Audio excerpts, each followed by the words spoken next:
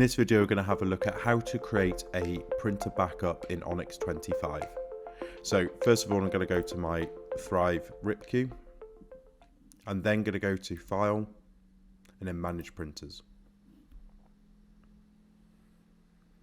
In there, I'm going to choose my printer, so UJV55, and I'm going to go to Create Print Install.